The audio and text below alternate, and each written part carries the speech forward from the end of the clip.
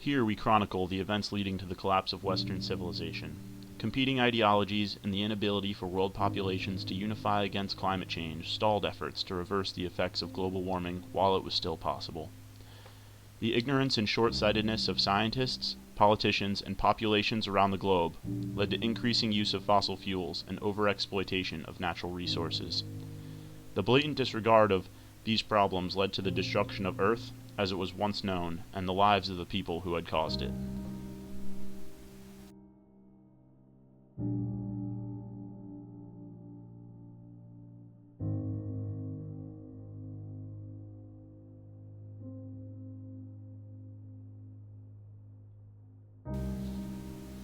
Throughout time, empires have risen and fallen.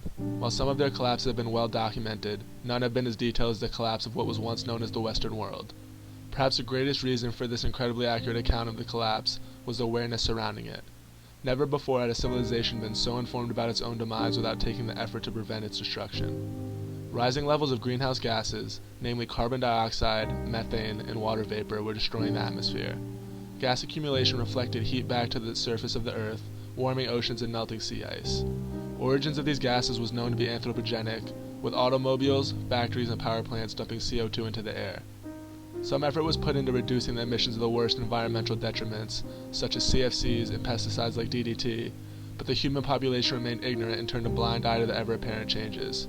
There were some attempts to raise awareness through the efforts of futurists such as Paul Ehrlich, author of The Population Bomb. However, they were futile as they were met with denial and disdain.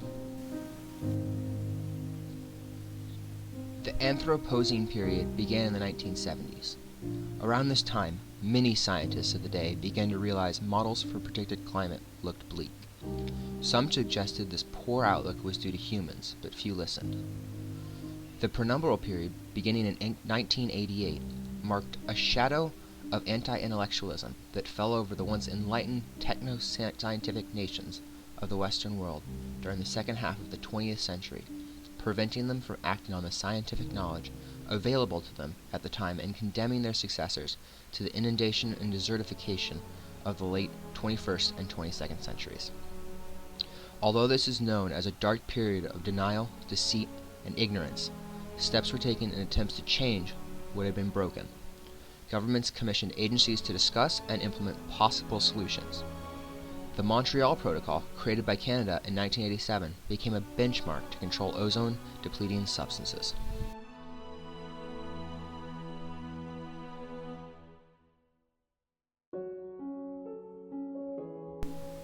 Even though the scientific knowledge was present, most were still not convinced that the changes occurring in the climate system were worth the time, effort, and money needed to stop them. Some leaders even preached that the information was false and had been fabricated. Many leaders in the United States simply lied to the people, for any intervention would have gotten in the way of economic development. The capitalist system of the U.S. gave power to the same people who were incentivized to debunk climate change. Wealthy corporations making money from oil and natural gas sale pushed climate change denial so that they could continue to profit and expand. China, a leader in greenhouse gas emissions, took major steps to prevent climate change through population control and subsidizing the fledgling sustainable energy industry. Intervention proved not to be enough, as the effects of the drastically altered climate were already well underway. Fires, floods, and hurricanes swept the world's landscape. Heat waves in Russia killed large portions of the country's population and cost $15 billion in damage. Pets died. Political, business, and religious leaders still denied the science, even as its effects were playing out right in front of them. The time to move to net zero carbon emissions world was nigh. Instead, the reverse happened as carbon emissions continued to rise. The government seized all notes and findings on dangers caused by the famous British petroleum oil spill. The United States became one of the worst deniers of climate change, passing laws preventing scientists from fully studying the effects of fossil fuels on our world. The National Stability Protection Act of 2025 imprisoned more than 300 climate scientists for endangering the safety and well-being of the general public when all they were trying to do was save them. It was clear by 2010 that even scientists underestimated the threat, but human adaptive optimism convinced the general population that they would be okay. Other parts of the world, were much more receptive to the dangers of climate change. Australia in particular was very sensitive to climate changes.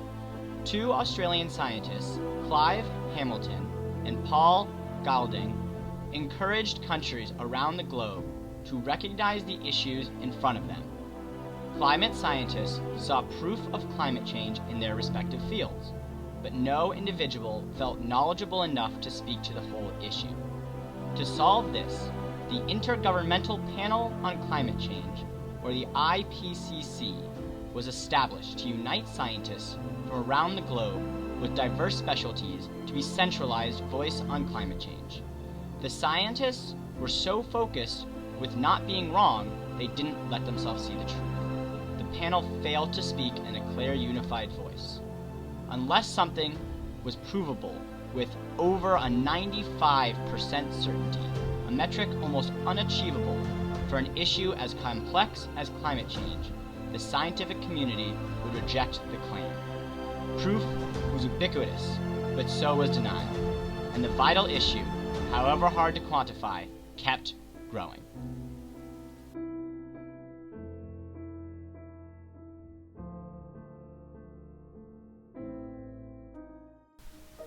The United Nations Framework Convention on Climate Change, also known as the UNFCCC, was formed in 1992 to reduce and stabilize greenhouse gas levels in the atmosphere at a level that would have prevented dangerous human interference with the climate system. Yet by 2012, CO2 emissions rose to 38%. A total of 365 billion tons of carbon were emitted into the atmosphere by fossil fuels, and another 180 billion tons from deforestation since 1970. The United States further ignored the ever-changing climate with the Energy Policy Act in 2005, which exempted shale gas drilling from regulation, increasing shale gas production to 13.6 trillion cubic feet in the U.S. and 250 trillion cubic feet worldwide. The United States rejected the downsides of natural gas, like fugitive CO2 and methane emissions from wellheads, and maintained it was a safer alternative to oil. Access to such cheap natural gas drove emerging renewable energy markets like nuclear and hydropower out of business. China subsidized and protected fledgling industries like that of renewables, thus was the only country to have a growing renewables market.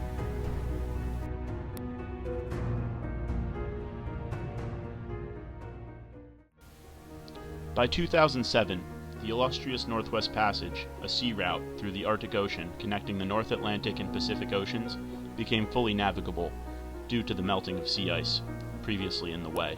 By 2010, the Arctic summer sea ice had lost 30% of its area compared to 1979. New oil reserves were found in northern Canada, making up 70% of world reserves, and they withdrew from the Kyoto Protocol in 2011, throwing away their pledge to decrease emissions by 6%, and instead increasing them by 30%. The next year, the Russian government gave ExxonMobil rights to explore the Russian Arctic for oil so that they could have a cut in the profit. As the use of oil and natural gases increased, our society fell further into the fossil fuel trap. As society continued down its path of ignorance, early predictions of scientists became optimistic dreams. Scientists had predicted a 2 to 3 degree increase, but it was much closer to 4. Once the temperature increased over 4 degrees, rapid changes ensued.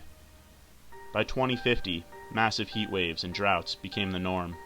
Water and food rationing was instated globally, and one-child policies similar to the ones implemented in China decades earlier were widespread. These changes led to mass migration of starving and dehydrated peoples towards areas left with natural resources. The accumulation of refugees led to the outbreak of typhus, cholera, and diseases never before seen. As disease and famine reached unimaginable levels, and the great North American desert destroyed the world's most productive farmland, society became increasingly unsettled, and riots broke out, undermining social order. The United States declared martial law and started negotiations with Canada to merge and move people northward. Switzerland and India convened the first international emergency summit on climate change, as they were suffering the most from major drought and disease. At the Unified Nations Convention on Climate Engineering and Protection, or UNCCEP, world leaders decided to initiate the International Aerosol Injection Climate Engineering Project, designed to inject sulfate particles into the stratosphere at a rate of 2 teragrams per year, expecting to reduce mean global temperatures by 0.1 degrees Celsius per year from 2059 to 2079. In 2063, however, IAICEP was halted because it stopped the Indian monsoon. Termination of the project shocked the world climate, and temperatures spiked past the 0.4 degrees. The project cooled up an additional 0.6 degrees. This was the tipping point that led to the great collapse of Western civilization. Melting Arctic permafrost increased methane release to over 1,000 gigatons, effectively doubling the total atmospheric carbon load. Arctic summer ice was completely gone and mass extinction swept the planet. Global temperatures spiked another 6 degrees as methane release kick-started the Sagan effect, a positive feedback loop between warming and the release of CH4. Between 2073 and 2093, 90% of West Antarctic ice sheet broke apart and disintegrated, driving sea levels up by approximately 5 meters. Massive breakup of the Greenland ice sheet increased sea levels another 2 meters. The total 7-meter sea level rise displaced 20% of the world population, leading to mass migration, where 1.5 million people were forced from their homes. The second Black Death swept the Earth as insect populations exploded, feeding on refugees, decimating half of the world population and over 60% of species. Japanese scientist Akari Ishikawa in 2090 discovered a fungus that could quickly absorb CO2. With supposed help from one of the world leaders, Ishikawa released the fungus, which quickly spread across the globe, and within 2 decades returned global temperatures to livable levels. Especially vulnerable peoples like those of Australia and Africa were wiped out, but parts of Europe, Asia, North America, and inland South America were able to rebuild. The most astounding fact about the Great Collapse is Western civilization knew what was coming. They had the technology to prevent climate change, and they saw the signs very early on. Competing ideologies were an important theme throughout the entire prenumbral period. Market fundamentalism, positivism, and neoliberalism led to the complete disregard of changing climates. Market fundamentalism was the developing belief that not only were societal needs best served by the free market economic system, but they were the only manner of doing so that did not threaten personal economic, political, civic, or religious freedom. The second prong of that belief was termed neoliberalism. Flaws of the system were all too apparent as the federal government had to introduce antitrust laws to prevent monopolies and establish worker protections. Neoliberalist works such as von Hayek's Road to Serfdom further established the ideology, which became widespread in the late 1970s and 80s. The Cold War fostered extremely polarized views, pitting capitalism against communism. United States citizens harshly condemned communist views, and the triumphalism of the Cold War gave the people proof that capitalism was superior.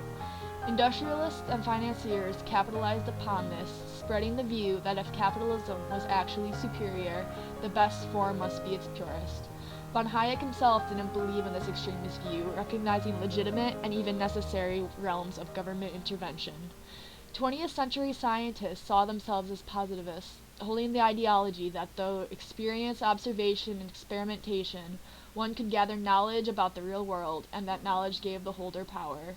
One of the key attributes of the period, however, was the power was not in the hands of those who understood the danger posed to the climate system, but to those given power by the market and political, social, and economic institutions whom had strong interests in maintaining use of fossil fuels.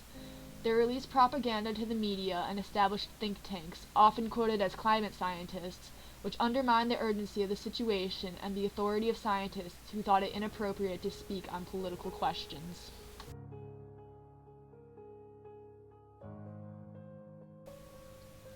The downfalls of capitalism became all too apparent as climate change hit a turning point and market fundamentalists were left without answers. The scientists who knew the downfall of the system was imminent didn't speak up, and instead, public opinion was shaped by those holding power in the market. The ultimate irony is that neoliberalism, an ideology so obsessed with personal freedom, led to a climate crisis causing large-scale government intervention. The coverted capitalist system and accompanying ideologies led to what neoliberalists dreaded most of all: large, centralized government and loss of personal choice necessitated by worldwide climate devastation. Democratic governments were affected the worst in the Great Collapse. Food shortages, spreading of diseases, and sea level rise could not be dealt with without the infrastructure and organizational ability to quarantine and relocate masses of people. China was able to handle the situation far better than any other country. By maintaining a strong, powerful central government, relocation and rebuilding happened at incredibly high rates, and more than 250 million Chinese people survived, with survival rates recorded above 80%. The ability of China to deal with the crisis led to the establishment of the Second People's Republic of China. Other nations followed suit by establishing their own forms of strong centralized government. Recently, debate has been centralized around whether re-democratization of nations should be considered. Many intellectuals denounce this suggestion as foolish, citing the horror and anguish the Great Collapse caused, all at the hands of Western civilization.